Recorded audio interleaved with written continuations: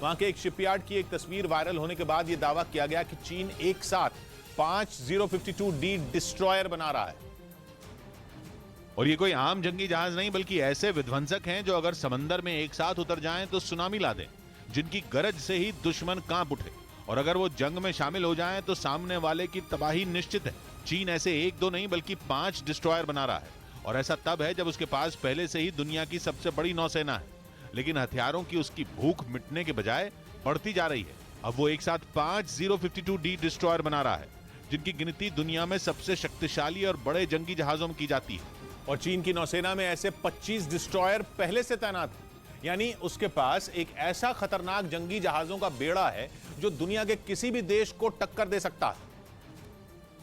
लेकिन चीन को इतने से ही संतोष नहीं है, बल्कि वो तो अपनी ताकत को कई गुना बढ़ाने में जुटा हुआ है। यही वजह है कि इतनी शक्तिशाली नौसेना होने के बाद भी चीन एक साथ 5 052D डिस्ट्रॉयर बना रहा है। 052D चीन की नेवी में शामिल गाइडेड मिसाइल विध्वंसक है। 7,500 टन वजनी और 157 मीटर लंबा ये डिस्ट्रॉयर कई घातक हथियारों से लैस होता है। इसमें जमीन से हवा में कम दूरी तक मार करने वाली 24 मिसाइलें लगी होती हैं, जबकि ये लंबी दूरी तक हमला करने वाली 64 मिसाइलों से भी लैस होता है। इसकी सबसे बड़ी खासियत है कि ये पनडुब्बियों को भी आसानी से ध्वस्त कर देता है। और कहा जाता है कि चीन का यही डिस्ट्रॉयर उसे इतनी हिम्मत देता है कि वो अमेरिका की आंखों में आंखें डालकर बात करता है।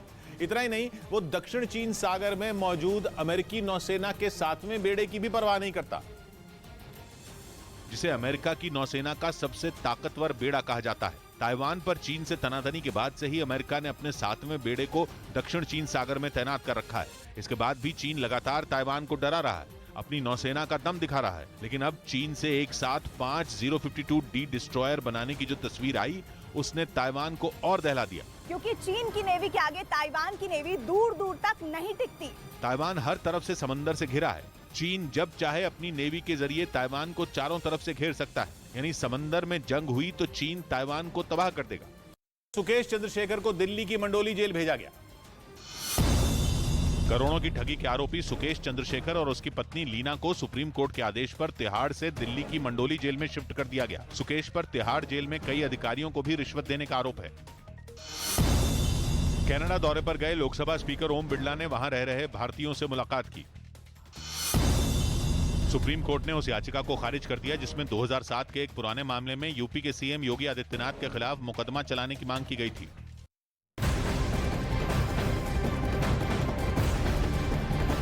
इस वक्त की बड़ी खबर आपको बता दें, बीएसएफ ने एक पाकिस्तानी घुसपैठिए को गिरफ्तार किया है। भारत पाक अंतर्राष्ट्रीय सीमा पर जम्मू के अर्निया सेक्टर में बीएसएफ के जवानों ने एक पाकिस्तानी घुसपैठिए को गिरफ्तार कर लिया है, जो भारतीय सीमा को पार करने की कोशिश कर रहा था। गिरफ्तार किए गए घुसपैठिए से बीएसएफ और दूसरी एजेंसियां लगातार पूछताछ कर रही है। इस वक्त की बड़ी खबर आपको बता रही है, पाकिस्तानी घुसपैठिया गिरफ्तार किया गया है। अर्निया बॉर्डर पर पार कर रहा था और बॉर्डर पार करते समय उसको गिरफ्तार किया गया है।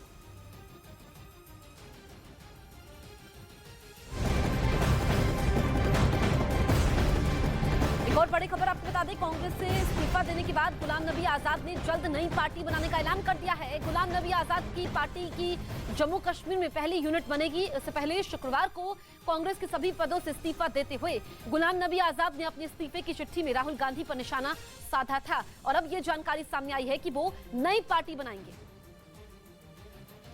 जम्मू कश्मीर में बनेगी पार्टी की पहली यूनिट, और जिस तरीके से कल गुलाम नबी आजाद ने इस्तीफा दिया था, उनका 4 पन्नों का इस्तीफा पत्र था जिसमें राहुल गांधी की नेतृत्व क्षमता पर सवाल उठाए गए थे।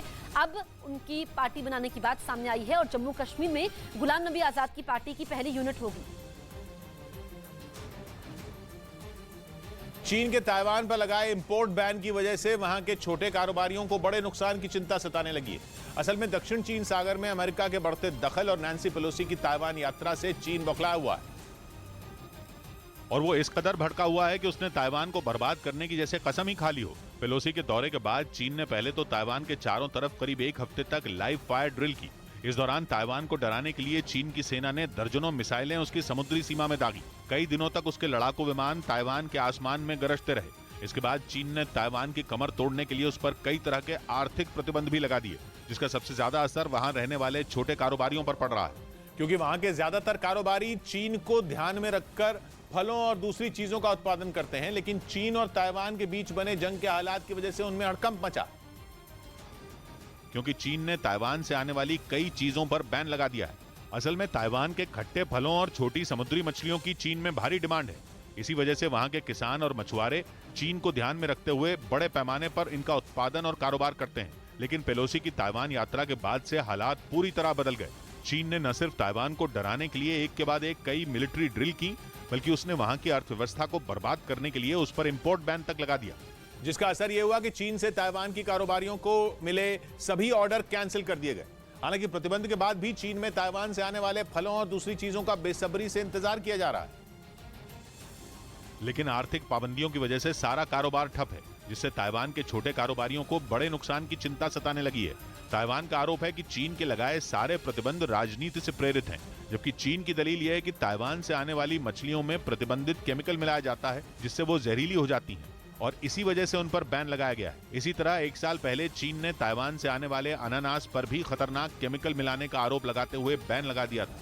मतलब ये कि ताइवान को हथियाने के लिए चीन हर हथकंडा अपना रहा है। सेना का डर दिखाने से लेकर आर्थिक प्रतिबंध लगाने तक चीन वो सब कुछ कर रहा है जिससे ताइवान घुटनों पर आ जाए। लेकिन चीन इतना शातिर है कि उसने वहां से आने वाली हर चीज को बैन नहीं किया है, और उसने सिर्फ उन्हीं चीजों पर इंपोर्ट बैन लगाया है जिनके नहीं आने से उसे कोई नुकसान न हो।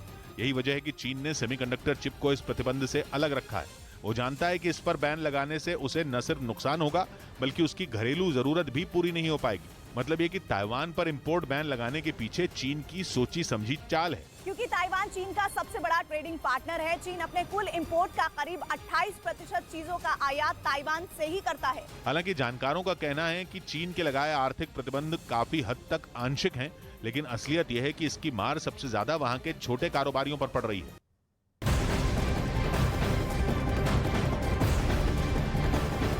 दिल्ली में शराब नीति पर सियासी तकरार और तेज हो गई है। शराब नीति मामले में दिल्ली बीजेपी अब आर पार के मूड में है। बीजेपी दिल्ली में 7 अलग अलग जगह पर पद यात्रा निकालेगी। पद यात्रा की जिम्मेदारी अलग अलग मोर्चों के कार्यकर्ताओं को दी गई है। पद यात्रा में प्रदेश अध्यक्ष समेत बाकी नेता भी शामिल होंगे।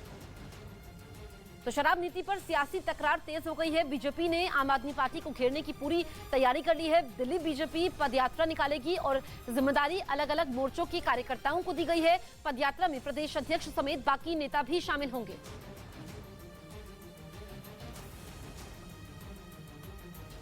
ईरान ने कई घातक ड्रोन की ड्रिल करके अमेरिका को चिढ़ाने में कोई कसर नहीं छोड़ी। 2 दिन तक चली इस ड्रिल में ईरान की सेना ने 150 से ज्यादा ड्रोन के जरिए दुनिया को अपनी ताकत दिखाई और खासतौर पर अमेरिका को यह साफ कर दिया कि वो ईरान को कमजोर न समझे। इसके लिए ईरान ने इस ड्रिल को प्लान के हिसाब से ही आगे बढ़ाया। 2 दिन की इस ड्रिल के पहले दिन ईरान ने सभी ड्रोन को अपने गुप्त ठिकानों से निकाला और दुनिया को उनकी झलक दिखाई दी। पहले दिन ईरान की सेना ने बॉर्डर वाले इलाकों और समंदर में अपने मिशन को पूरा करने के लिए निगरानी की और इसे पूरा करने के बाद उसने ड्रोन की ताकत से अमेरिका को आंख दिखाई। अलग अलग इलाकों से इन ड्रोन के जरिए तेल के टैंकों और हथियारों के डिपो को अपने निशाने पर लिया गया और फिर उन पर मिसाइलें और रॉकेट दागे गए और इस तरह उन्हें तबाह कर दिया गया। ईरान ने इस ड्रिल के जरिए अमेरिका को यह दिखा दिया कि अगर उसने ईरान पर हमला किया तो उसे इसकी भारी कीमत चुकानी पड़ेगी। जेल में बंद एनसीपी नेता अनिल देशमुख को अस्पताल में भर्ती करना पड़ा।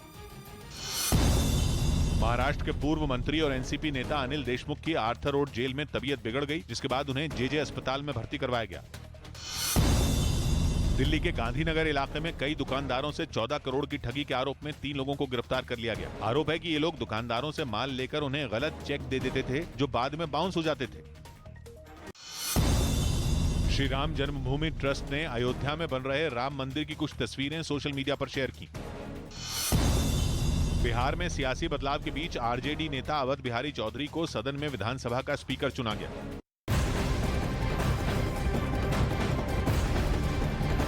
पंजाब पुलिस ने सिद्धू मूसेवाला हत्याकांड पर मानसा की अदालत में चार्जशीट दाखिल कर दी है। खबर है कि इस चार्जशीट में गोल्डी बराड़ समेत विदेश में बैठे 4 गैंगस्टरों के नाम शामिल है।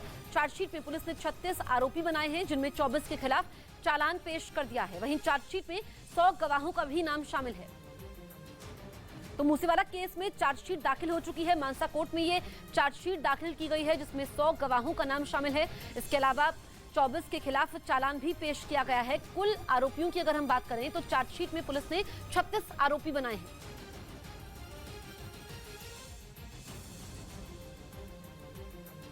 खबर है कि रूस के रडार को चकमा देकर इजरायल का विमान ईरान की सीमा में दाखिल हो गया। बताया गया कि इजरायल की वायुसेना ने पिछले 2 महीनों में कई बार ईरान के हवाई क्षेत्र में सेंध लगाई।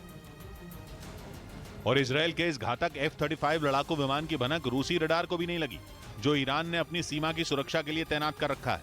यानी इजरायल के विमान ने रूसी रडार को चकमा देकर ईरान में हड़कंप मचा दिया। इससे पहले इजरायल अमेरिकी सेना के साथ मिलकर हाल के दिनों में कई बार युद्ध का अभ्यास कर चुका है और खबर है कि इस दौरान दोनों देशों के जंगी जहाजों ने ईरान को डराने में कोई कसर नहीं छोड़ी। असल में इजरायल ने कसम खाई है कि वो ईरान के परमाणु हथियारों को तबाह करके ही दम लेगा और इसी वजह से ईरान और इजरायल के बीच लंबे वक्त से तनातनी चल रही है। वहीं इस मुद्दे पर अमेरिका इजरायल के साथ खुलकर खड़ा है और उसने इजरायल की ताकत बढ़ाने के लिए उसे F-35 लड़ाकू विमान भी दिया है, जिसकी गिनती दुनिया के सबसे खतरनाक फाइटर जेट में की जाती है। F-35 5वीं पीढ़ी का कॉम्बैट एयरक्राफ्ट है, जो किसी भी मौसम में उड़ान भरने की काबिलियत रखता है। इसकी सबसे बड़ी खूबी यह है कि यह स्टेल्थ तकनीक से लैस है, इसलिए दुश्मन के रडार या एयर डिफेंस सिस्टम की पकड़ में नहीं आता और करीब 2000 किलोमीटर प्रति घंटा की रफ्तार इसे और खतरनाक बना देती है। हालांकि इजरायल ने इस अमेरिकी विमान को अपनी सेना के बेड़े में शामिल करने के बाद इसमें अपनी जरूरत के हिसाब से कई बदलाव भी किए हैं। खबर है कि इसी वजह से इस विमान ने ईरान की नाक में दम कर रखा है।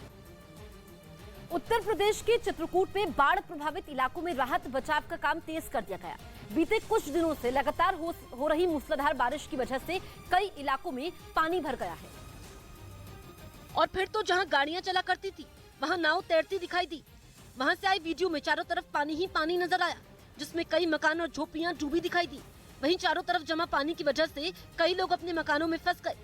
हालांकि प्रशासन की टीम मौके पर पहुंची और रेस्क्यू ऑपरेशन चलाकर बाढ़ में फंसे लोगों को नाव पर बिठाकर सुरक्षित जगह पर पहुंचाया। कुछ घर पूरी तरीके से डूब गए हैं, जिनको आश्रय स्थल में रुकाया गया है। हालांकि गांव के लोगों ने आरोप लगाया कि प्रशासन से मदद की गुहार लगाने के बावजूद वहां कोई व्यवस्था नहीं की गई, जिसकी वजह से उन्हें उस इलाके को छोड़ना पड़ा। न स्वास्थ्य न चिकित्सा कुछ भी नहीं सुलभ होता। प्रशासन कुछ ध्यान नहीं दे रहा।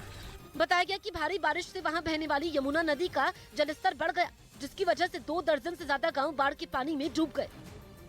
राजस्थान के भरतपुर से चौंकाने वाली कुछ तस्वीरें सामने आई। वहां के महारानी श्री जया कॉलेज में छात्र संघ चुनाव जीतने के लिए प्रत्याशी मतदाताओं के चरणों में गिर गए। इस तरह उम्मीदवारों ने वोटरों से अपने पक्ष में मतदान करने की अपील की, जिसके लिए वो वोट डालने जा रहे छात्रों के पैर पर पड़ गए। जो तस्वीरें सामने आई उनमें दिखा कि कुछ छात्राएं वोट देने के लिए जा रही थीं, तभी कुछ प्रत्याशी उनके आगे आ गए। उन्होंने छात्राओं के पैरों में गिरकर उनके पक्ष में वोट देने की अपील की। ऐसा किसी 1-2 मतदाताओं के साथ नहीं हुआ। कुछ छात्राएं तो प्रत्याशियों को इस रूप में देखकर हैरान रह गईं। एक प्रत्याशी तो छात्रा की इस कदर चरण वंदना करता दिखा कि उसने काफी देर तक उसके पैर नहीं छोड़े।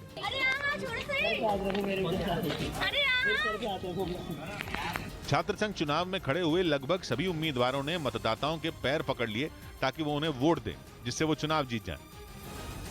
पहाड़ी इलाकों में लगातार हो रही बारिश का असर अब मैदानी इलाकों में देखने को मिल रहा है।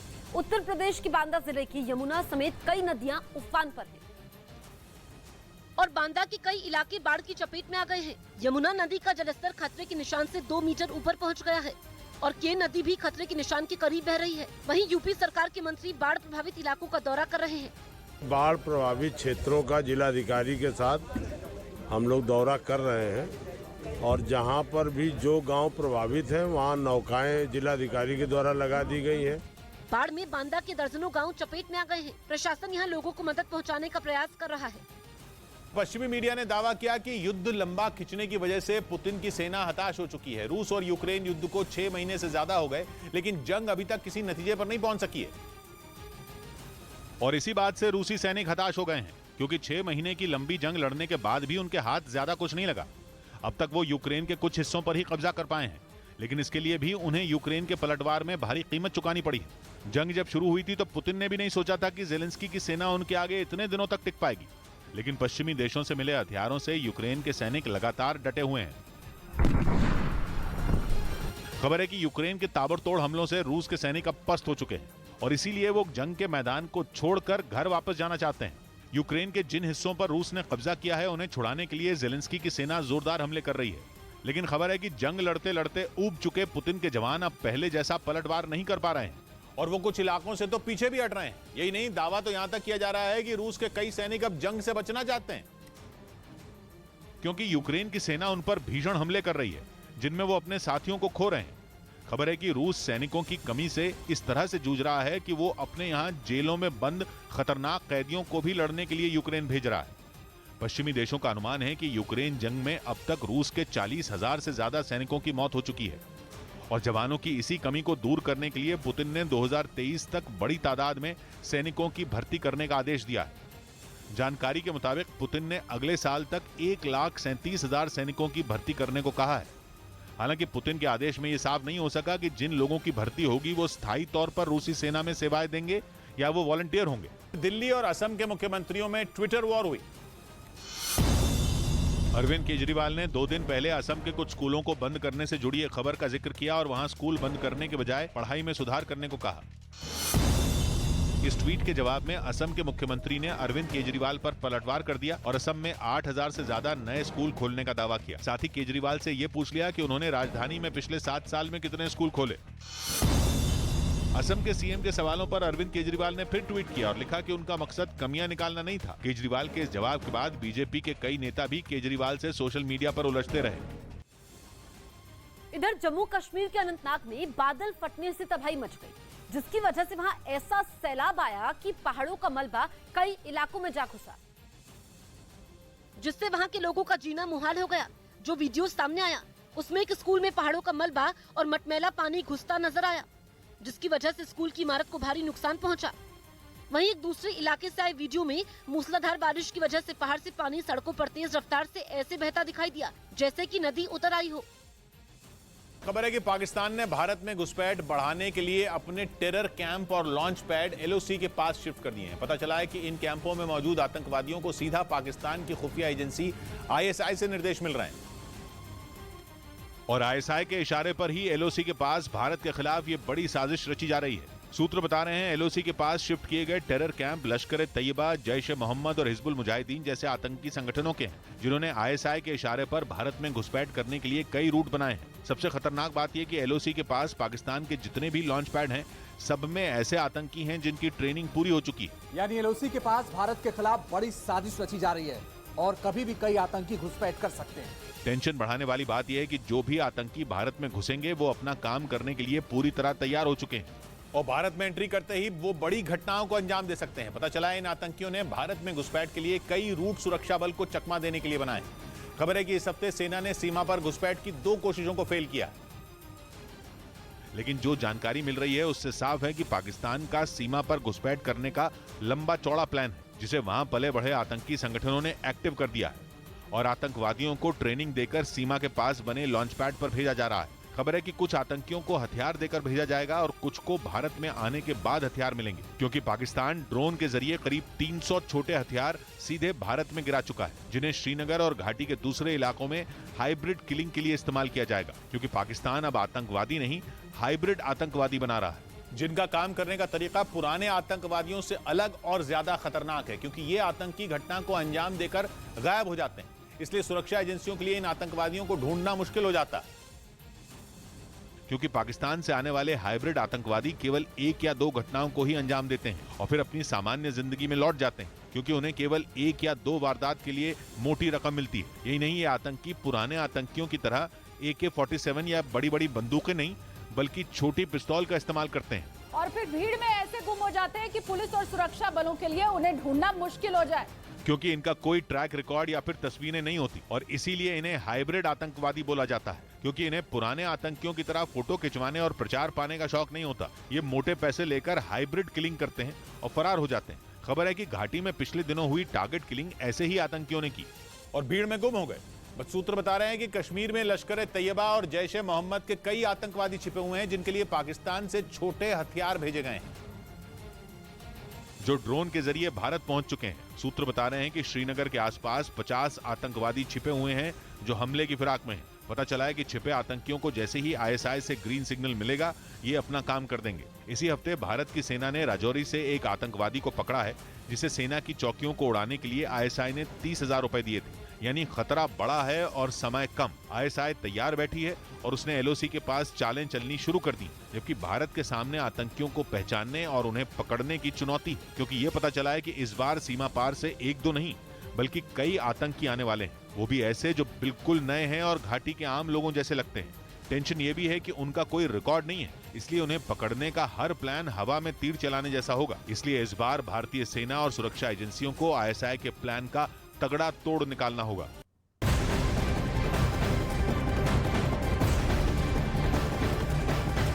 इस वक्त की बड़ी खबर आपको बता दें, पीएम मोदी आज से 2 दिन के गुजरात दौरे पर जा रहे हैं। आज पीएम अहमदाबाद वासियों को बड़ा तोहफा देने जा रहे हैं। पीएम मोदी साबरमती नदी पर बने अटल ब्रिज का उद्घाटन करेंगे।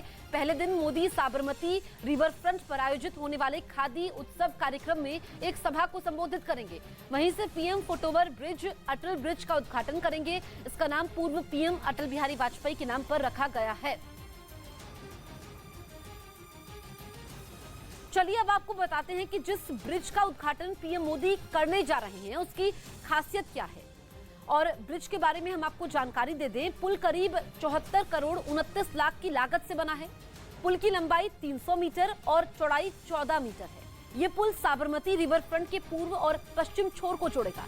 पुल में 2600 मीट्रिक टन स्टील पाइप का इस्तेमाल किया गया है। पुल की छत रंगीन कपड़े से बनाई गई है। पुल की रेलिंग को खास तरह के कांच और स्टेनलेस स्टील से बनाया गया है। ब्रिज जैसे ही आम लोगों के लिए खोला जाएगा तो ये अहमदाबाद के लिए बड़ा टूरिस्ट स्पॉट बन जाएगा। पुल को बनाने की मंजूरी 21 मार्च 2018 को दी गई। इसके बाद 25 दिसंबर 2021 में अहमदाबाद नगर निगम ने पुल को अटल पुल नाम दिया। रविवार को प्रधानमंत्री नरेंद्र मोदी गुजरात के भुज में बनाए गए एक स्मारक का उद्घाटन करेंगे। स्मृति वन स्मारक नाम का यह म्यूजियम 2001 में आए भूकंप की याद में बनाया गया, इसीलिए इसे भूकंप में मारे गए 12,000 से ज्यादा लोगों को श्रद्धांजलि माना जा रहा है, जिसका नाम म्यूजियम की लंबी दीवार पर लिखा गया। एक साथ 12,932 लोगों के नामों की प्लेट म्यूजियम की दीवार पर लगाई गई। ये स्मारक गुजरात के सीने पर बने 21 साल पुराने जख्मों पर मरहम से कम नहीं है। 21 साल पहले आए जिस भूकंप ने अकेले भुज को नहीं बल्कि पूरे गुजरात को झकझोर कर रख दिया था। भुज के लिए तो शून्य से शुरुआत करने की चुनौती खड़ी हो गई थी। भुजियो नाम की पहाड़ी पर बना ये स्मारक भुज के साहस और बलिदान का प्रतीक होगा। पिछले 21 साल में भुज को दोबारा खड़ा करने के लिए जितने भी कदम उठाए गए हैं उन सब की झलक इस स्मारक में दिखेगी। पहाड़ी पर कई हिस्सों में बने स्मारक को बनाने का काम कई साल से चल रहा था, जो अब जाकर पूरा हुआ है। 2001 में जब गणतंत्र दिवस के दिन राजपथ पर देश की ताकत का प्रदर्शन हो रहा था, ठीक उसी वक्त गुजरात में जोरदार भूकंप आया था। सुबह 8:46 पर गुजरात के भुज में लगातार 2 मिनट तक भूकंप के जोरदार झटके महसूस किए गए थे। केवल इन 2 मिनटों ने भुज को दशकों पीछे पहुंचा दिया था।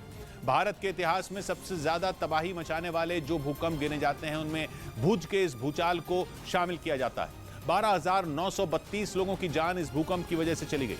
करीब 1 लाख लोग ऐसे रहे जिन्हें इलाज के लिए अस्पतालों में भर्ती करवाना पड़ा था, और इतने लोगों का इलाज चुनौती इसलिए बन गया क्योंकि भुज का सरकारी अस्पताल भी मलबे में बदल गया था। फिर भारतीय सेना और रेड क्रॉस ने मिलकर लोगों के इलाज का इंतजाम किया था। लेकिन अस्पताल ही क्या, सैकड़ों सरकारी इमारतें, ऐतिहासिक स्मारक, स्कूल, मंदिर, सब कुछ कुदरत के इस वार की चपेट में आ गया था। 2 लाख से ज्यादा घर ऐसे थे जो पूरी तरह बर्बाद हो गए थे, और 9 लाख से ज्यादा घर ऐसे थे जिन्हें मरम्मत की जरूरत थी। मतलब ये कि लाखों परिवार भूकंप के बाद बेघर हो गए थे। लेकिन इतनी बड़ी तबाही के बाद भी भुज दोबारा खड़ा हो गया। नए सिरे से लोगों को बसाया गया और उनके जख्मों पर मरहम लगाने की कोशिश की गई, जो किसी मिसाल से कम नहीं है, क्योंकि 2001 में तो जैसे कुदरत ने पूरे के पूरे शहर को ही धरती के एक हिस्से से गायब करने की कोशिश की थी। भूकंप को आए कुछ महीने ही बीते थे जब मौजूदा प्रधानमंत्री नरेंद्र मोदी गुजरात के मुख्यमंत्री बने थे। उनके सामने भुज को दोबारा बसाने के अलावा भुज के लोगों के दिल में भरोसा पैदा करने की चुनौती थी। अपनों को खो चुके लोगों के आंसू पोंछने की चुनौती थी। दावा है कि राज्य सरकार ने लोगों के घर बनाने से लेकर उनके रोजगार तक के इंतजाम किए। भुजियो नाम की पहाड़ी की चोटी पर बना ये स्मारक गुजरात की उसी लड़ाई का प्रतीक है। 11,500 वर्ग मीटर में फैले स्मारक में तकनीक और कला का बेजोड़ संगम दिखेगा। 28 अगस्त को नोएडा में बने ट्विन टावर को गिराने का काउंटडाउन शुरू हो चुका है। ऐसे में स्वास्थ्य विभाग के अधिकारियों के साथ साथ वैज्ञानिकों की टीम नोएडा में मौजूद है, जो ब्लास्ट से लेकर इमारत गिरने तक की प्लानिंग को अंजाम देंगे। ऐसे में एक टीम चेन्नई से नोएडा पहुंची, जिसने ट्विन टावर का मुआयना किया और 28 अगस्त को ब्लास्ट के जरिए कैसे टावर को गिराया जाएगा, इसकी प्लानिंग को अंतिम रूप दिया। हम लोग अभी बेसिकली इस सारे साइंटिफिक इंस्ट्रूमेंट्स को कहाँ पे लगाएं कैसे बेस्ट तरीके से डाटा इसको ले सके, हम लोग बेसिकली उसके लिए सर्वे कर रहे हैं। इसके साथ ही ट्विन टावर को गिराने के लिए चेन्नई से 3 बॉक्स में ब्लास्ट करने का रिमांड कंट्रोल सिस्टम पहुंच गया, तो टावर के आसपास 10 ब्लैक बॉक्स का इस्तेमाल किया जाएगा। 10 सिम्सोग्राफ समेत हाई स्पीड कैमरा और कई स्पेशल ड्रोन का भी इस्तेमाल होगा। वहीं धमाके के समय कंपन की तीव्रता को नापने के लिए वाइब्रेशन मॉनिटरिंग सिस्टम भी चेन्नई से लाया गया। ट्विन टावर को गिराने से पहले प्रशासन की तरफ से खास इंतजाम किए गए हैं। कई रूट बंद कर दिए गए, तो वहीं आसपास के इलाके में बनी कई सोसाइटी सुरक्षा के मद्देनजर खाली करवा दी गई है। यही सबसे बड़ी दिक्कत प्रशासन के सामने आ रही थी कि आखिर कैसे पूरी सुरक्षा के साथ इस 32 मंजिला इमारत को गिराया जाए, और आखिरकार आसपास बनी सोसाइटी को खाली करवा लिया गया और सोसाइटी में रहने वाले लोगों के रुकने के लिए अलग से व्यवस्था की गई। हम लोग तैयारी कर रहे हैं, जो हमारे इमराल्ड कोर्ट से गेस्ट आएंगे, जो रेजिडेंट्स आएंगे, जो हमारे यहाँ रहेंगे, उनके रहने के लिए हम लोगों ने क्लब में व्यवस्था की है। दरअसल जिस ट्विन टावर को 28 अगस्त को गिराया जाना है, वो 3 सोसाइटी से घिरा हुआ है, जिनको खाली कर दिया गया है। तो वहीं आसपास की बाकी सोसाइटी के रहने वाले लोग दहशत में हैं। 3-4 दिन हमें घर से बाहर रहना पड़ेगा। मैं तो खुद बीमार रहती हूँ, तो घर से बाहर हमें होटलों में इधर उधर कैसा वातावरण होगा। वहीं प्रशासन पूरी मुस्तैदी के साथ ट्विन टावर को गिराने की तैयारी कर चुका है और किसी भी तरह की चूक ना हो, इससे पहले ही टटोला जा चुका है। आइए अब आपको बताते हैं कि ट्विन टावर को कैसे गिराया जाएगा। नोएडा में खड़े ट्विन टावर को गिराने में करीब 17 करोड़ 55 लाख रुपए का खर्च आएगा। इस पूरे टावर को गिराने के लिए जो विस्फोटक मंगवाया गया वो करीब 3700 किलोग्राम है। ट्विन टावर को अलग अलग कॉलम में बांटा गया है और हर कॉलम में बारूद लगाया जाएगा। इसे इस तरह समझ सकते हैं कि हर कॉलम में 4 से 5 छेद किए गए हैं। जैसे एपेक्स टावर के हर फ्लोर पर कुल 170 कॉलम हैं, तो वहीं बात करें सियान टावर की, तो सियान टावर में कुल 60 कॉलम हैं। हर कॉलम में बारूद फिट करने के बाद ब्लास्ट करने में सिर्फ और सिर्फ 9 सेकंड लगेंगे। विशालकाय दिखने वाले ट्विन टावर करीब 12 सेकंड में ध्वस्त हो जाएगा।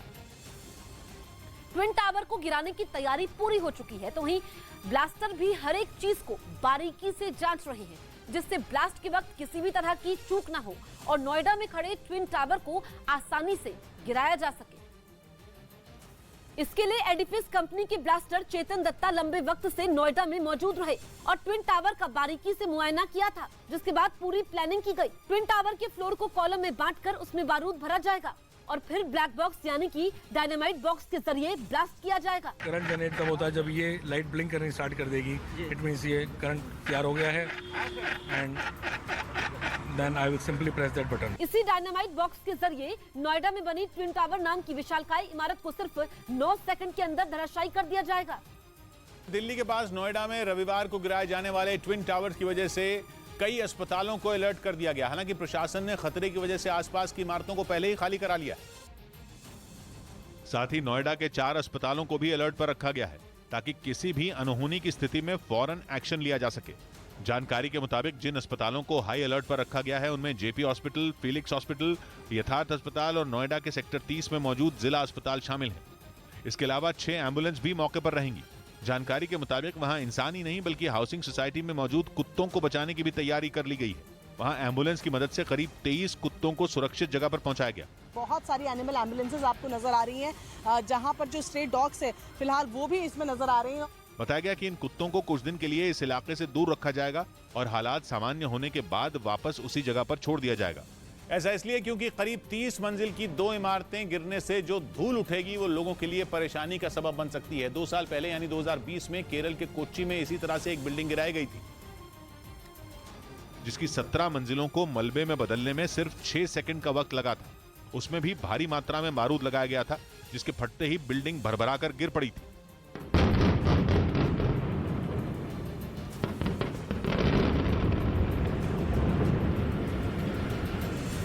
ठीक उसी तरह जिस तरह से नोएडा के ट्विन टावर्स को गिराए जाने का प्लान है, इस ट्विन टावर को भी वही कंपनी गिराने वाली है जिसने कोच्चि में इस काम को अंजाम दिया था। हालांकि कोच्चि में मौजूद बिल्डिंग का मलबा पानी में गिरा था, लेकिन नोएडा के ट्विन टावर का मलबा वहीं जमा रहेगा। इसके अलावा आसपास बिल्डिंगों के होने की वजह से यहां खतरा भी ज्यादा है, जिसके लिए प्रशासन और बिल्डिंग गिराने वाली कंपनी दोनों ही ज्यादा एहतियात बरत रहे हैं। जयवीर शेरगिल के बाद एक और कांग्रेस नेता ने पार्टी छोड़ दी। गुलाम नबी आजाद ने सोनिया गांधी को अपना इस्तीफा भेजा, जिसमें उन्होंने पार्टी की प्राथमिक सदस्यता समेत सभी पदों को छोड़ने की जानकारी दी। गुलाम नबी आजाद ने यह भी आरोप लगाया कि 2013 में राहुल गांधी के पार्टी उपाध्यक्ष बनने के बाद से पार्टी के वरिष्ठ नेताओं की अनदेखी की गई। अपने इस्तीफे के आखिर में उन्होंने भारत जोड़ो यात्रा से पहले कांग्रेस जोड़ो यात्रा शुरू करने की भी सलाह दी। उत्तर प्रदेश के जौनपुर में चोर की पेड़ से बांधकर पिटाई कर दी गई। पिटाई का वीडियो सोशल मीडिया पर वायरल हो रहा है। वीडियो के आधार पर पुलिस ने केस दर्ज कर जांच शुरू कर दी है। पुलिस के मुताबिक मामला बक्सा थाना क्षेत्र के बेलछा गांव का है, जहां चोरी के आरोपी की पिटाई कर दी गई। तो किस तरीके से चोरी के आरोपी की पिटाई की गई, ये तस्वीरें सामने हैं। वीडियो वायरल हो रहा है। मामला उत्तर प्रदेश के जौनपुर का है, जहां पर पेड़ से बांधकर चोर की पिटाई की गई और ये वीडियो सोशल मीडिया पर छाया हुआ है। वीडियो के आधार पर पुलिस ने केस दर्ज कर लिया है, जांच भी शुरू कर दी है। मुंबई में फिल्म स्पेशल 26 की तर्ज पर एक कारोबारी के घर में बदमाशों ने लूट की वारदात को अंजाम दिया। बताया गया कि सभी आरोपी इनकम टैक्स के फर्जी अधिकारी बनकर कारोबारी के घर रेड मारने गए थे। ये घटना 27 जुलाई की है, जिसका सीसीटीवी वीडियो अब सामने आया है, जिसमें फर्जी इनकम टैक्स अधिकारी बनकर कई बदमाश कारोबारी के घर में रेड मारने के बहाने लूट करते दिखे। जो वीडियो सामने आया उसमें घर के अंदर 5 लोग दाखिल होते नजर आए, जिनमें 2 महिलाएं भी शामिल थीं। घर में घुसते ही बदमाशों ने सभी लोगों के फोन जब्त कर लिए और फिर तलाशी के नाम पर 1 लाख रुपए लेकर फरार हो गए। हालांकि पुलिस ने वारदात में शामिल 5 आरोपियों को गिरफ्तार कर लिया। पूछताछ में ये बात भी सामने आई कि ये लोग पिछले 1 साल से इस लूट की प्लानिंग कर रहे थे। स्पेशल 26 से पिक्चर है, उसने उसका पूरा अभ्यास किया था। बताया गया कि इस गैंग से जुड़े 3 बदमाश अब भी फरार हैं, जिनकी तलाश में पुलिस जगह जगह छापेमारी कर रही है।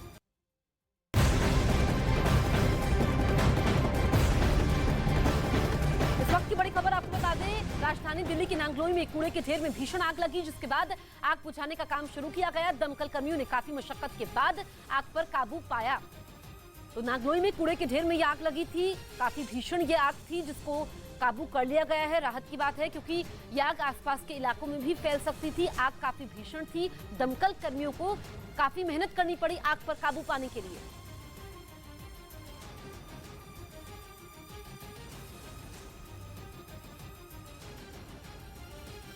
उत्तर प्रदेश के चित्रकूट में बाढ़ प्रभावित इलाकों में राहत बचाव का काम तेज कर दिया गया है। बीते कुछ दिनों से लगातार हो रही मूसलाधार बारिश की वजह से कई इलाकों में पानी भर गया। और फिर तो जहां गाड़ियां चला करती थी, वहां नाव तैरती दिखाई दी। वहां से आई वीडियो में चारों तरफ पानी ही पानी नजर आया, जिसमें कई मकान और झोपड़ियां डूबी दिखाई दी। वहीं चारों तरफ जमा पानी की वजह से कई लोग अपने मकानों में फंस गए। हालांकि प्रशासन की टीम मौके पर पहुंची और रेस्क्यू ऑपरेशन चलाकर बाढ़ में फंसे लोगों को नाव पर बिठाकर सुरक्षित जगह पर पहुंचाया। कुछ घर पूरी तरीके से डूब गए हैं, जिनको आश्रय स्थल में रुकाया गया है। हालांकि गांव के लोगों ने आरोप लगाया कि प्रशासन से मदद की गुहार लगाने के बावजूद वहां कोई व्यवस्था नहीं की गई, जिसकी वजह से उन्हें उस इलाके को छोड़ना पड़ा। न स्वास्थ्य न चिकित्सा कुछ भी नहीं सुलभ होता। प्रशासन कुछ ध्यान नहीं दे रहा। बताया गया कि भारी बारिश से वहां बहने वाली यमुना नदी का जलस्तर बढ़ गया, जिसकी वजह से 2 दर्जन से ज्यादा गांव बाढ़ के पानी में डूब गए। सिद्धू मूसेवाला हत्याकांड के बाद लॉरेंस गैंग और बम्बिया गैंग के बीच की बढ़ी दुश्मनी फिलीपींस तक पहुंच गई। सूत्रों के मुताबिक वहां बम्बिया गैंग के एक बड़े गैंगस्टर मनदीप प्रधान की हत्या कर दी गई और उसकी हत्या की जिम्मेदारी ली लॉरेंस बिश्नोई गैंग ने। सूत्रों के मुताबिक मनदीप बम्बिया गैंग का बेहद खास गुर्गा था, जिसे फिलीपींस में सुबह के वक्त गोली मार दी गई। दावा किया गया कि मनदीप की हत्या के कुछ देर बाद ही बम्बिया गैंग ने एक सोशल मीडिया पोस्ट के जरिए लॉरेंस गैंग से बदला लेने का ऐलान कर दिया।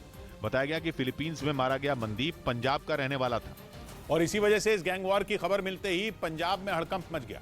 सुरक्षा एजेंसियों को इस बात का डर सताने लगा कि मनदीप के मारे जाने के बाद पंजाब में भी गैंग वॉर छिड़ सकती है, क्योंकि सिद्धू मूसेवाला की हत्या के बाद से ही बम्बिया गैंग लॉरेंस बिश्नोई और उसके खास दोस्त गोल्डी बराड़ से खार खाए बैठा है। इस गैंग ने पहले ही ये धमकी दी थी कि वो लॉरेंस और गोल्डी से मूसेवाला की हत्या का बदला जरूर लेगा और अब उसके एक और खास आदमी की हत्या के पीछे भी गोल्डी बराड़ का ही नाम आ रहा है। हत्या के बाद सामने आए एक ऑडियो में खुद को दीपक मुंडी बताने वाले आदमी ने गोल्डी बराड़ का नाम लिया। ये जो मनदीप धारीवाल फिलिप्स ने जो अपना भाई गोल्डी बराड़ ने मरवाया है। दीपक मुंडी लॉरेंस गैंग का वही शूटर है जो मूसेवाला हत्याकांड में शामिल था। पुलिस के मुताबिक दीपक मुंडी अब भी फरार चल रहा है, लेकिन इस ऑडियो में जो कहा गया वो अगर सच है तो फिर आने वाले दिनों में दोनों गैंग के बीच भीषण गैंग वॉर छिड़ सकती है। गुलाम नबी आजाद के इस्तीफे का असर दिखने लगा। जम्मू कश्मीर कांग्रेस के कई नेताओं ने गुलाम नबी आजाद के समर्थन में पार्टी से अलग होने का ऐलान कर दिया। कांग्रेस छोड़ने वालों में पूर्व मंत्री जुगल किशोर और पूर्व विधायक हाजी रशीद समेत कई नेता शामिल रहे। आजाद साहब जो फैसला लेंगे हम उनके फैसले के साथ। इन इस्तीफों के बीच जम्मू कश्मीर कांग्रेस के अध्यक्ष और गुलाम नबी आजाद के करीबी माने जाने वाले विकार रसूल वानी ने एक ट्वीट किया, जिसमें उन्होंने सोनिया गांधी और राहुल गांधी के नेतृत्व पर भरोसा जताया। पहाड़ी इलाकों में लगातार हो रही बारिश का असर अब मैदानी इलाकों में देखने को मिल रहा है। उत्तर प्रदेश के बांदा जिले की यमुना समेत कई नदियां उफान पर हैं।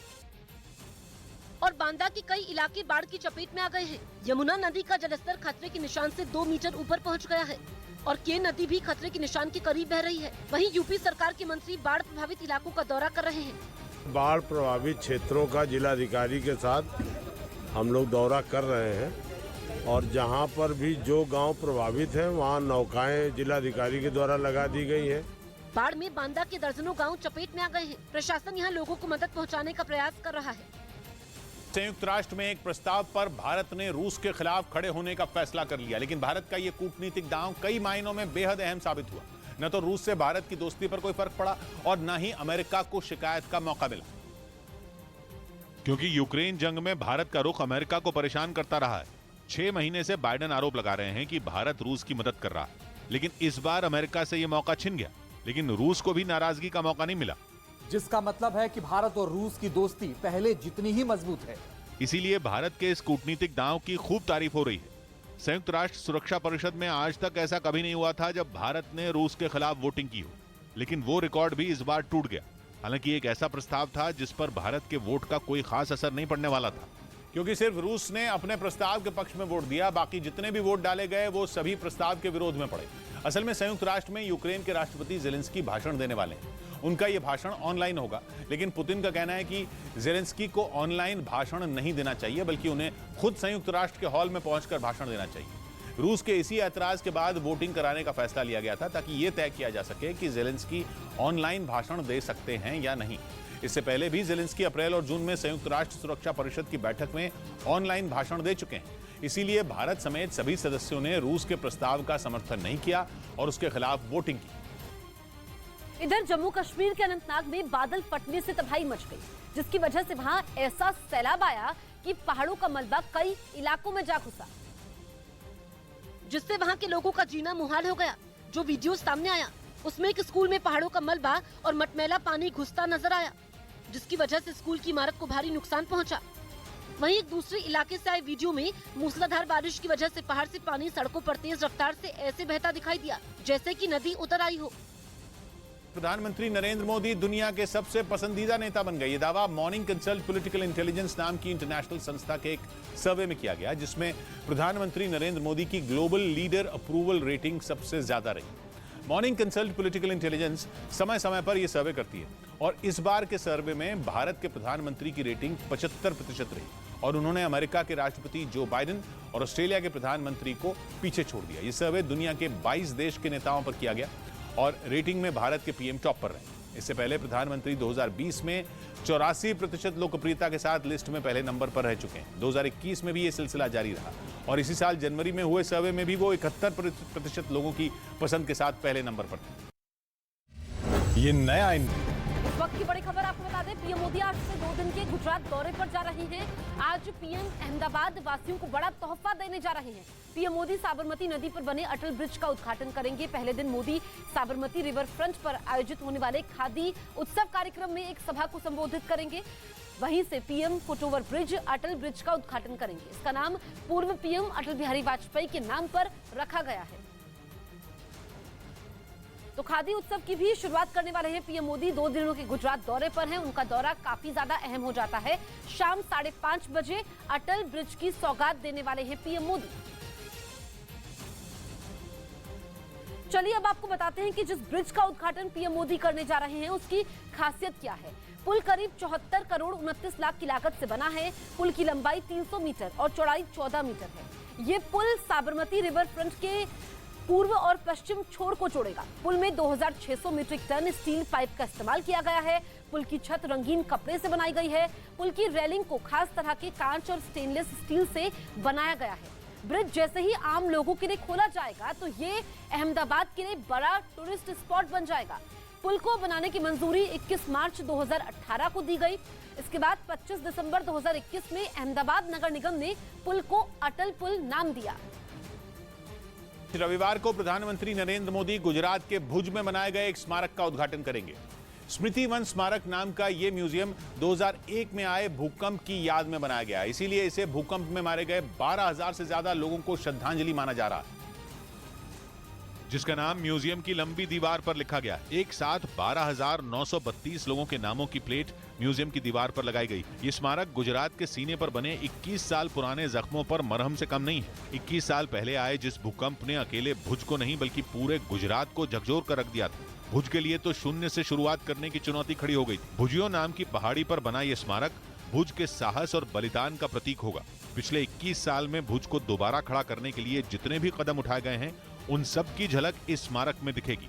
पहाड़ी पर कई हिस्सों में बने इस स्मारक को बनाने का काम कई साल से चल रहा था, जो अब जाकर पूरा हुआ है। 2001 में जब गणतंत्र दिवस के दिन राजपथ पर देश की ताकत का प्रदर्शन हो रहा था, ठीक उसी वक्त गुजरात में जोरदार भूकंप आया था। सुबह 8:46 पर गुजरात के भुज में लगातार 2 मिनट तक भूकंप के जोरदार झटके महसूस किए गए थे। केवल इन 2 मिनटों ने भुज को दशकों पीछे पहुंचा दिया था। भारत के इतिहास में सबसे ज्यादा तबाही मचाने वाले जो भूकंप गिने जाते हैं उनमें भुज के इस भूचाल को शामिल किया जाता है। 12,932 लोगों की जान इस भूकंप की वजह से चली गई। करीब 1 लाख लोग ऐसे रहे जिन्हें इलाज के लिए अस्पतालों में भर्ती करवाना पड़ा था, और इतने लोगों का इलाज चुनौती इसलिए बन गया क्योंकि भुज का सरकारी अस्पताल भी मलबे में बदल गया था। फिर भारतीय सेना और रेड क्रॉस ने मिलकर लोगों के इलाज का इंतजाम किया था। लेकिन अस्पताल ही क्या, सैकड़ों सरकारी इमारतें, ऐतिहासिक स्मारक, स्कूल, मंदिर, सब कुछ कुदरत के इस वार की चपेट में आ गया था। 2 लाख से ज्यादा घर ऐसे थे जो पूरी तरह बर्बाद हो गए थे, और 9 लाख से ज्यादा घर ऐसे थे जिन्हें मरम्मत की जरूरत थी। मतलब ये कि लाखों परिवार भूकंप के बाद बेघर हो गए थे। लेकिन इतनी बड़ी तबाही के बाद भी भुज दोबारा खड़ा हो गया। नए सिरे से लोगों को बसाया गया और उनके जख्मों पर मरहम लगाने की कोशिश की गई, जो किसी मिसाल से कम नहीं है, क्योंकि 2001 में तो जैसे कुदरत ने पूरे के पूरे शहर को ही धरती के एक हिस्से से गायब करने की कोशिश की थी। भूकंप को आए कुछ महीने ही बीते थे जब मौजूदा प्रधानमंत्री नरेंद्र मोदी गुजरात के मुख्यमंत्री बने थे। उनके सामने भुज को दोबारा बसाने के अलावा भुज के लोगों के दिल में भरोसा पैदा करने की चुनौती थी। अपनों को खो चुके लोगों के आंसू पोंछने की चुनौती थी। दावा है कि राज्य सरकार ने लोगों के घर बनाने से लेकर उनके रोजगार तक के इंतजाम किए। भुजियो नाम की पहाड़ी की चोटी पर बना ये स्मारक गुजरात की उसी लड़ाई का प्रतीक है। 11,500 वर्ग मीटर में फैले इस स्मारक में तकनीक और कला का बेजोड़ संगम दिखेगा। 28 अगस्त को नोएडा में बने ट्विन टावर को गिराने का काउंटडाउन शुरू हो चुका है। ऐसे में स्वास्थ्य विभाग के अधिकारियों के साथ साथ वैज्ञानिकों की टीम नोएडा में मौजूद है, जो ब्लास्ट से लेकर इमारत गिरने तक की प्लानिंग को अंजाम देंगे। ऐसे में एक टीम चेन्नई से नोएडा पहुंची, जिसने ट्विन टावर का मुआयना किया और 28 अगस्त को ब्लास्ट के जरिए कैसे टावर को गिराया जाएगा, इसकी प्लानिंग को अंतिम रूप दिया। हम लोग अभी बेसिकली इस सारे साइंटिफिक इंस्ट्रूमेंट्स को कहाँ पे लगाएं, कैसे बेस्ट तरीके से डाटा इसको ले सके, हम लोग बेसिकली उसके लिए सर्वे कर रहे हैं। इसके साथ ही ट्विन टावर को गिराने के लिए चेन्नई से 3 बॉक्स में ब्लास्ट करने का रिमांड कंट्रोल सिस्टम पहुंच गया, तो टावर के आसपास 10 ब्लैक बॉक्स का इस्तेमाल किया जाएगा। 10 सिम्सोग्राफ समेत हाई स्पीड कैमरा और कई स्पेशल ड्रोन का भी इस्तेमाल होगा। वहीं धमाके के समय कंपन की तीव्रता को नापने के लिए वाइब्रेशन मॉनिटरिंग सिस्टम भी चेन्नई से लाया गया। ट्विन टावर को गिराने से पहले प्रशासन की तरफ से खास इंतजाम किए गए हैं। कई रूट बंद कर दिए गए, तो वहीं आसपास के इलाके में बनी कई सोसाइटी सुरक्षा के मद्देनजर खाली करवा दी गई है। यही सबसे बड़ी दिक्कत प्रशासन के सामने आ रही थी कि आखिर कैसे पूरी सुरक्षा के साथ इस 32 मंजिला इमारत को गिराया जाए, और आखिरकार आसपास बनी सोसाइटी को खाली करवा लिया गया और सोसाइटी में रहने वाले लोगों के रुकने के लिए अलग से व्यवस्था की गई। हम लोग तैयारी कर रहे हैं, जो हमारे इमराल्ड कोर्ट से गेस्ट आएंगे, जो रेजिडेंट्स आएंगे, जो हमारे यहाँ रहेंगे, उनके रहने के लिए हम लोगों ने क्लब में व्यवस्था की है। दरअसल जिस ट्विन टावर को 28 अगस्त को गिराया जाना है वो 3 सोसाइटी से घिरा हुआ है, जिनको खाली कर दिया गया है। तो वहीं आसपास की बाकी सोसाइटी के रहने वाले लोग दहशत में हैं। 3-4 दिन हमें घर से बाहर रहना पड़ेगा। मैं तो खुद बीमार रहती हूँ, तो घर से बाहर हमें होटलों में इधर उधर कैसा वातावरण होगा। वहीं प्रशासन पूरी मुस्तैदी के साथ ट्विन टावर को गिराने की तैयारी कर चुका है और किसी भी तरह की चूक ना हो, इससे पहले ही टटोला जा चुका है। आइए अब आपको बताते हैं कि ट्विन टावर को कैसे गिराया जाएगा। नोएडा में खड़े ट्विन टावर को गिराने में करीब 17 करोड़ 55 लाख रुपए का खर्च आएगा। इस पूरे टावर को गिराने के लिए जो विस्फोटक मंगाया गया वो करीब 3700 किलोग्राम है। ट्विन टावर को अलग अलग कॉलम में बांटा गया है और हर कॉलम में बारूद लगाया जाएगा।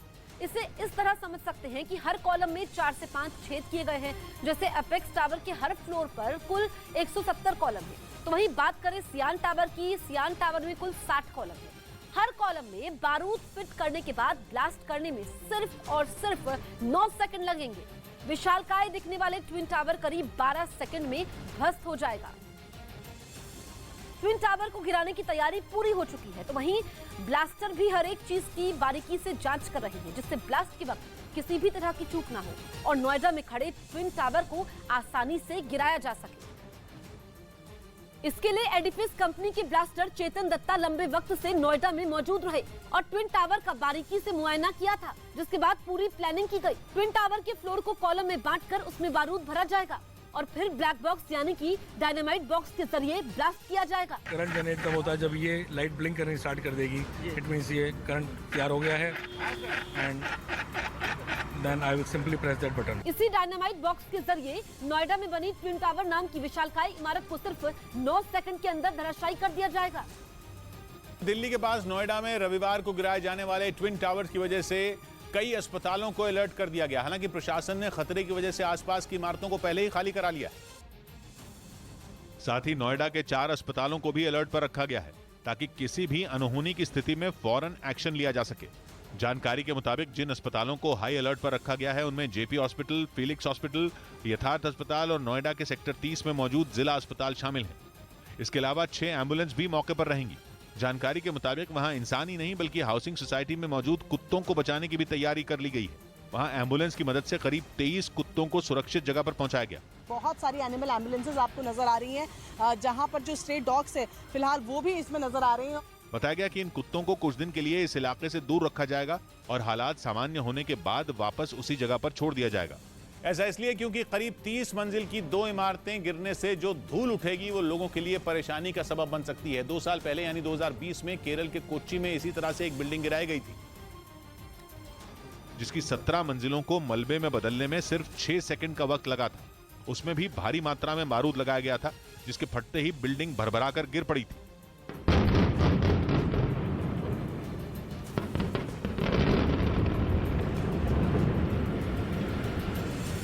ठीक उसी तरह जिस तरह से नोएडा के ट्विन टावर्स को गिराए जाने का प्लान है, इस ट्विन टावर को भी वही कंपनी गिराने वाली है जिसने कोच्चि में इस काम को अंजाम दिया था। हालांकि कोच्चि में मौजूद बिल्डिंग का मलबा पानी में गिरा था, लेकिन नोएडा के ट्विन टावर का मलबा वहीं जमा रहेगा। इसके अलावा आसपास बिल्डिंगों के होने की वजह से यहाँ खतरा भी ज्यादा है, जिसके लिए प्रशासन और बिल्डिंग गिराने वाली कंपनी दोनों ही ज्यादा एहतियात बरत रहे हैं। जयवीर शेरगिल के बाद एक और कांग्रेस नेता ने पार्टी छोड़ दी। गुलाम नबी आजाद ने सोनिया गांधी को अपना इस्तीफा भेजा, जिसमें उन्होंने पार्टी की प्राथमिक सदस्यता समेत सभी पदों को छोड़ने की जानकारी दी। गुलाम नबी आजाद ने यह भी आरोप लगाया कि 2013 में राहुल गांधी के पार्टी उपाध्यक्ष बनने के बाद से पार्टी के वरिष्ठ नेताओं की अनदेखी की गई। अपने इस्तीफे के आखिर में उन्होंने भारत जोड़ो यात्रा से पहले कांग्रेस जोड़ो यात्रा शुरू करने की भी सलाह दी। उत्तर प्रदेश के जौनपुर में चोर की पेड़ से बांधकर पिटाई कर दी गई। पिटाई का वीडियो सोशल मीडिया पर वायरल हो रहा है। वीडियो के आधार पर पुलिस ने केस दर्ज कर जांच शुरू कर दी है। पुलिस के मुताबिक मामला बक्सा थाना क्षेत्र के बेलछा गांव का है, जहां चोरी के आरोपी की पिटाई कर दी गई।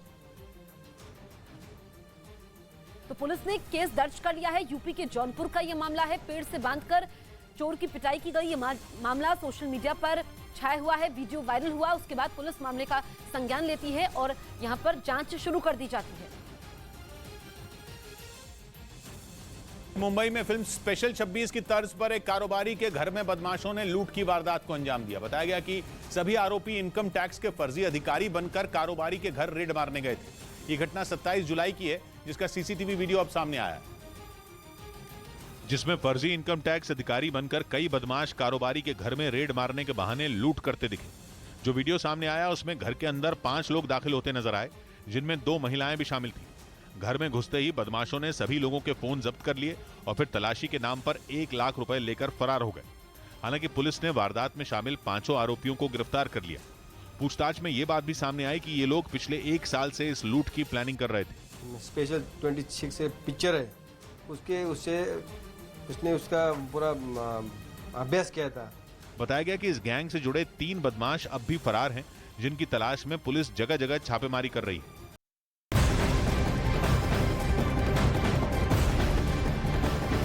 बड़ी खबर आपको बता दें, बीएसएफ ने भारत पाकिस्तान सीमा पर एक घुसपैठियों को गिरफ्तार किया है। घुसपैठिया सीमा पार करने की कोशिश कर रहा था। बीएसएफ ने उसे जम्मू के अर्निया सेक्टर से गिरफ्तार कर लिया है। अब बीएसएफ और दूसरी एजेंसियां पूछताछ में जुटी हुई है। तो एक घुसपैठिए को गिरफ्तार किया गया है। अर्निया बॉर्डर पर पार कर रहा था जिस वक्त उसको बीएसएफ ने पकड़ा है, उससे पूछताछ हो रही है। आगे उसका मकसद क्या रहा था, इसको खंगालने की कोशिश बीएसएफ कर रहा है। तो जम्मू में घुसपैठ की कोशिश को नाकाम किया गया है। एक पाकिस्तानी घुसपैठिया गिरफ्तार किया गया है। बड़ी घुसपैठ यहां पर नाकाम कर दी गई है बीएसएफ की तरफ से। बड़ी खबर हम आपको बता रहे हैं घुसपैठिए के बारे में, जो सियालकोट का रहने वाला है। वो सीमा पार करने की कोशिश कर रहा था अर्निया बॉर्डर को, उस वक्त उसे पकड़ लिया गया। उत्तर प्रदेश के चित्रकूट में बाढ़ प्रभावित इलाकों में राहत बचाव का काम तेज कर दिया गया। बीते कुछ दिनों से लगातार हो रही मूसलाधार बारिश की वजह से कई इलाकों में पानी भर गया। और फिर तो जहां गाड़ियां चला करती थी वहां नाव तैरती दिखाई दी।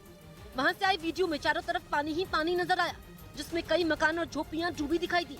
वहीं चारों तरफ जमा पानी की वजह से कई लोग अपने मकानों में फंस गए। हालांकि प्रशासन की टीम मौके पर पहुंची और रेस्क्यू ऑपरेशन चलाकर बाढ़ में फंसे लोगों को नाव पर बिठाकर सुरक्षित जगह पर पहुंचाया। कुछ घर पूरी तरीके से डूब गए हैं, जिनको आश्रय स्थल में रुकाया गया है। हालांकि गांव के लोगों ने आरोप लगाया कि प्रशासन से मदद की गुहार लगाने के बावजूद वहां कोई व्यवस्था नहीं की गई, जिसकी वजह से उन्हें उस इलाके को छोड़ना पड़ा। न स्वास्थ्य न चिकित्सा कुछ भी नहीं सुलभ होता। प्रशासन कुछ ध्यान नहीं दे रहा।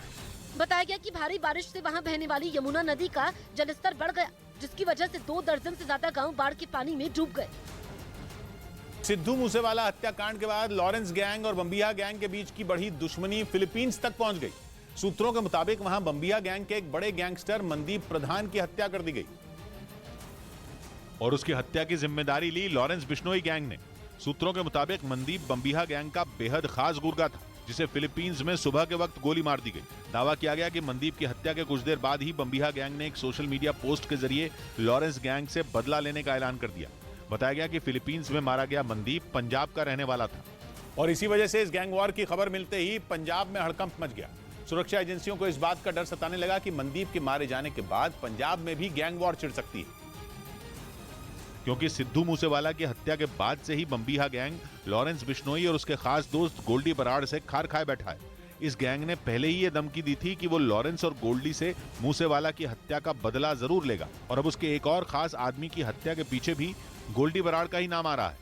हत्या के बाद सामने आए एक ऑडियो में खुद को दीपक मुंडी बताने वाले आदमी ने गोल्डी बराड़ का नाम लिया। ये जो मनदीप धारीवाल फिलिप्स ने जो अपना भाई गोल्डी बराड़ ने मरवाया है। दीपक मुंडी लॉरेंस गैंग का वही शूटर है जो मूसेवाला हत्याकांड में शामिल था।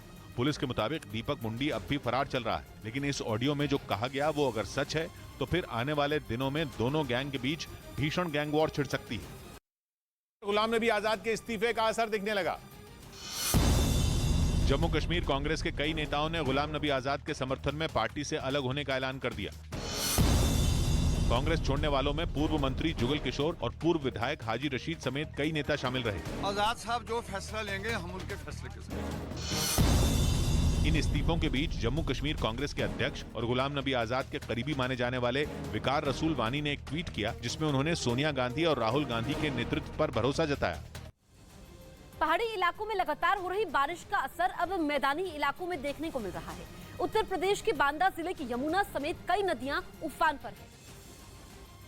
और बांदा के कई इलाके बाढ़ की चपेट में आ गए हैं। यमुना नदी का जलस्तर खतरे के निशान से 2 मीटर ऊपर पहुंच गया है और केन नदी भी खतरे के निशान के करीब बह रही है। वहीं यूपी सरकार के मंत्री बाढ़ प्रभावित इलाकों का दौरा कर रहे हैं। बाढ़ प्रभावित क्षेत्रों का जिलाधिकारी के साथ हम लोग दौरा कर रहे हैं और जहां पर भी जो गांव प्रभावित है वहां नौकाएं जिलाधिकारी के द्वारा लगा दी गई है। बाढ़ में बांदा के दर्जनों गांव चपेट में आ गए हैं। प्रशासन यहां लोगों को मदद पहुंचाने का प्रयास कर रहा है। संयुक्त राष्ट्र